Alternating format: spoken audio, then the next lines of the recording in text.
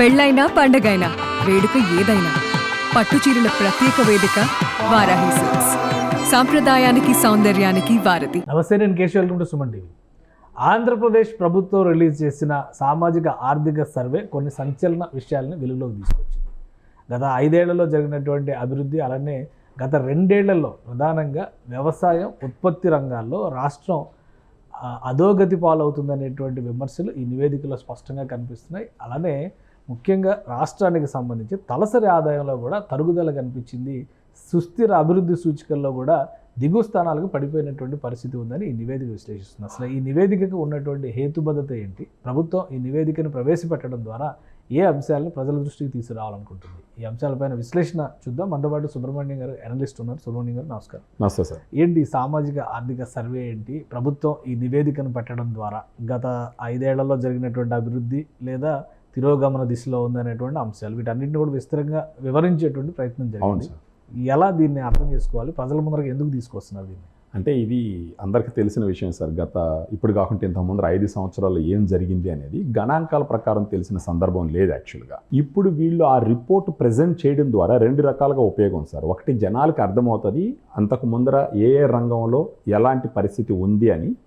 తర్వాత ఇప్పుడు ఇక్కడ నుంచి నెక్స్ట్ వీళ్ళను కూడా మనం కొలమానంగా చూడొచ్చు. ఇప్పుడు ఈ లెవెల్లో ఉన్నటువంటి స్టేటు ఈ 5 సంవత్సరాల్లో పురోగతి సాధిస్తుందా లేదా అన్నది 5 సంవత్సరాల తర్వాత లేదా సంవత్సరం మనం వీళ్ళ యొక్క పనితీరును కూడా అంచనా వేయడానికి పనికొస్తుంది.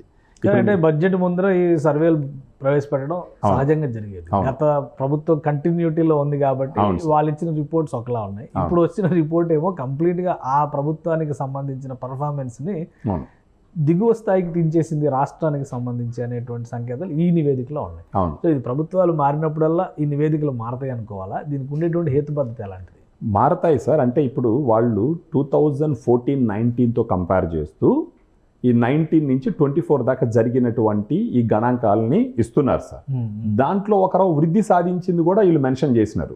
ఇప్పుడు మనం ఆ లెక్కలు చూసినామంటే sir, GSDP, gross state domestic product, మన వ్యూవర్స్కి అర్థం అవడం కోసం మన రాష్ట్రంలో ఆ పర్టికులర్ టైం పీరియడ్లో ఎన్ని ప్రోడక్ట్స్, ఎన్ని సేవా రంగాలు తయారైనాయి మొత్తం సమ్మప్, దాన్ని బట్టి చూస్తే 2022కి పోలిస్తే 21-22తో పోలిస్తే 21-22 ఇప్పుడు 23-24లో ఆల్మోస్ట్ 3.1% తగ్గింది. అంటే వాళ్ళ సేమ్ పీరియడ్లోనే అంతకు ముందర సంవత్సరంతో పోలిస్తే 3.1% తగ్గింది. దీన్ని ఎలా చూడాలి అంటే, మొత్తంగా తయారైనటువంటి ప్రోడక్ట్స్ మన స్టేట్లో ప్రతి సంవత్సరం కంపేర్ చేస్తే నెక్స్ట్ ఇయర్ పెరుగుతూ పోవాలి. గ్రోత్ అన్నది ఇంపార్టెంట్, కానీ ఇది తగ్గింది. ఈ తలసరి ఆదాయం కూడా చూసినారంటే 1.21% తగ్గింది. అంటే 2022-23తో పోల్చినప్పుడు 23-24లో తలసరి ఆదాయం తగ్గింది, తర్వాత ఈ జిఎస్డిపి కూడా తగ్గింది. అంటే కొంచెం అలసత్వం వహించినట్టుగా మనకు ఈ నంబర్లు చూస్తేనే అర్థమవుతుంది అనమాట. తర్వాత ఇప్పుడు వ్యవసాయ రంగానికి సంబంధించి కూడా మీరు చూసినారంటే వాళ్ళు 2018-19తో కంపేర్ చేసి చెప్పినప్పుడు, ఈవెన్ ఇప్పుడు 22-23-24 ఈ 2 కంపేర్ చేసినప్పుడు 92 లక్షల ఎకరాల్లో ఆహార ఉత్పత్తులు చేసినటువంటి సిచ్యువేషన్ 22-23లో. అదే 23-24కి వచ్చేసరికి 82 లక్షల ఎకరాల్లో ఆహార ఉత్పత్తులు, అంటే తగ్గింది. ఇంచుమించు ఒక 10 లక్షల ఎకరాల్లో విస్తీర్ణం తగ్గింది. అంటే ఒక పక్క గవర్నమెంట్ ఏం చెప్తుంది, రైతు భరోసా ఇస్తున్నాము అని అంటున్నారు. రైతు భరోసా ఇచ్చింది ఎందుకు? రైతులకి ప్రోత్సాహాలు ఇచ్చి ఎక్కువ వ్యవసాయం చేసి ఎక్కువ ఉత్పత్తి చేస్తారు అని ఒక ఎయిమ్తో. కానీ ఇక్కడ 10 లక్షల ఎకరాలు ఈ వ్యవసాయ ఉత్పత్తులు తగ్గినాయి. అది కాకుండా 2018-19తో పోల్చి ఇప్పుడు 23-24తో పోల్చినప్పుడు 151 లక్షల ఎకరాలు సాగు విస్తీర్ణం ఉండింది. అది ఇప్పుడు ఎంతకు తగ్గింది? 128.9 లక్షల ఎకరాలకి తగ్గింది. అంటే వ్యవసాయం చేసే ల్యాండు తగ్గిపోయింది, వ్యవసాయం చేయగలిగిన ల్యాండ్ కూడా తగ్గింది అనమాట. ఇలాంటి సిచ్యువేషన్లో రైతులకి రైతు భరోసా ఇచ్చిన తర్వాత కూడా ఇలాంటి సిచ్యువేషన్ మనకు కనిపిస్తున్నప్పుడు దీంట్లో గవర్నమెంట్ సీరియస్గా తీసుకోవాల్సిన విషయం. ఈ రైతు భరోసా ఇచ్చిన తర్వాత కూడా వ్యవసాయం పెంచడానికి ఇస్తారు, ఇచ్చిన తర్వాత కూడా అది పెరగట్లేదు. అంటే ఏం జరుగుతుంది అంటే, వాళ్ళకి డబ్బులు అకౌంట్లో వేసేసిన తర్వాత మీరు ఎట్టన్నా పొండేనని కాకుండా వాళ్ళు ఇస్తున్నటువంటి ఉద్దేశాన్ని ఎంతవరకు రీచ్ అవుతున్నారనే దాన్ని కూడా చెక్ చేసుకోవాల్సిన బాధ్యత గవర్నమెంట్ మీద కూడా ఉంటుందన్నమాట. ఇప్పుడు రాష్ట్రంలో ఓన్లీ గత ప్రభుత్వ హయాంలో చూసినప్పుడు కూడా అంతకు ముందరంటే కరోనా ఈ సిచ్యువేషన్స్ అన్ని ఇబ్బందులు ఉన్నాయి. ఈ 2 సంవత్సరాలని బేరీజ్ వేసుకొని చూస్తే అటువంటి ప్రతికూల పరిస్థితులు ఏమైనా ఉన్నాయా? వర్షాభావ సమస్యలు కానీ, ఎందుకంటే ప్రధానంగా వ్యవసాయ రంగం బాగా కుదేలైంది అంటున్నారు. అవును, అటువంటి పరిస్థితులు ఏమైనా ఉన్నాయా సార్? ఇప్పుడు కరోనా టైం అంటే అర్థం చేసుకోగలం సార్. అది వచ్చేసి 19 తర్వాత 20 ఆ పీరియడ్లో ఉండింది. ఇది 22, 23 తీసుకున్నారు. 22, 23కి ఆ పరిస్థితులు అయితే లేవు సార్ యాక్చువల్గా. సో అప్పుడు చూసినప్పుడు మనకు అర్థమయ్యేది ఏంటి అని అంటే, ఇక్కడ ఏ ఉద్దేశం అయితే మనం అచీవ్ అవ్వాలనుకుంటామో దాని మీద కొలమానాలు, రివ్యూస్ అవి లేవు సార్. డబ్బులకి వేసేసిన డబ్బులు తర్వాత మీరు ఏమన్నా చేసుకోండి, ఎలాగన్నా పొండి అన్న పాయింట్లో ఉందన్నమాట ఇక్కడ. సో దాని రకంగా చూసినప్పుడు వ్యవసాయ రంగం కూడా కొంచెం కుదేలైంది. ఇప్పుడు మీరు ధరలు కూడా చూసినారంటే వ్యవసాయానికి సంబంధించి ఇప్పుడు 18, 19 తర్వాత 23, 24లో చూసినారంటే బియ్యం రేటు కేజీ వచ్చి 29 రూపాయల చేంజ్ ఉంది.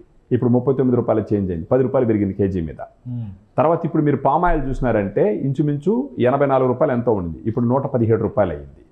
మళ్ళీ మీరు ఇప్పుడు చింతపండు చూసినారంటే 105 రూపాయలు కేజీ ఉంది, ఇప్పుడు 252 రూపాయలకు పోయింది. సో కందిపప్పు కూడా మీరు చూసినారంటే 88 రూపాయలు ఎంతో ఉండింది, 144 రూపాయలకు పోయింది. సో ఒక పక్క వ్యవసాయ ఉత్పత్తి తగ్గుతుంది, ఆటోమేటిక్గా రేట్లు పెరుగుతున్నాయి.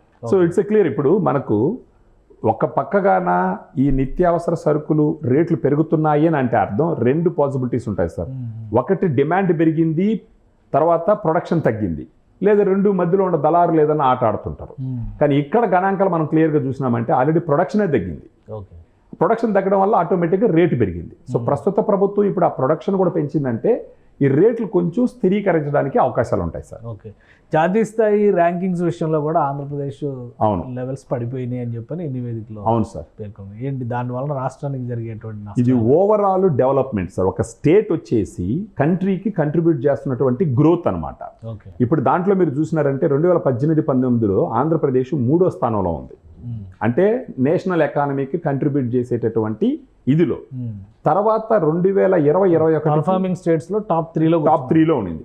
తర్వాత 20, 21 చూసేసరికి అది 4వ ర్యాంకు పడింది. ఇప్పుడు రీసెంట్గా 23, 24 చూసేసరికి 9వ ర్యాంకు పడింది. ఓకే, అంటే ఇది ఓవరాల్గా మనం ఎలా చూడాలి అని అంటే కేవలం ఒక ఉచితాలు ఇవ్వడంలోనే పోయింది కానీ ఓవరాల్గా స్టేట్ డెవలప్మెంట్ ఎలా ఉంది, గ్రోత్ ఎలాగుంది కంపేర్ టు అదర్ స్టేట్స్ అన్నది కొంచెం బ్యాక్ సీట్ తీసుకునిందని మనం ఆలోచించాలి. సో ఇప్పుడు ఈ బడ్జెట్ నుంచి అంటే ఇప్పుడు ఈ రాబోయేటువంటి ఈ కూటమి ప్రభుత్వం ఈ రాబోయేటువంటి సంవత్సరాలు ఇది రిపేర్ చేయడానికి ఎంత సమయం పట్టొచ్చు మళ్ళీ? సార్ రిపేర్ అంటే ఇప్పుడు వ్యవసాయాన్ని పెంచాలంటే ఇమ్మీడియట్గా వ్యవసాయానికి సంబంధించి సపోర్ట్ చేయాలి సార్ వీళ్ళు ప్రస్తుత గవర్నమెంట్. ఇంతకు ముందర వాళ్ళే చెప్తున్నారు 151 లక్షల ఎకరాలు విస్తీర్ణ సాగు ఇప్పుడు వచ్చేసి 128 లక్షల ఎకరాలు పడిపోయింది అనేసి అని.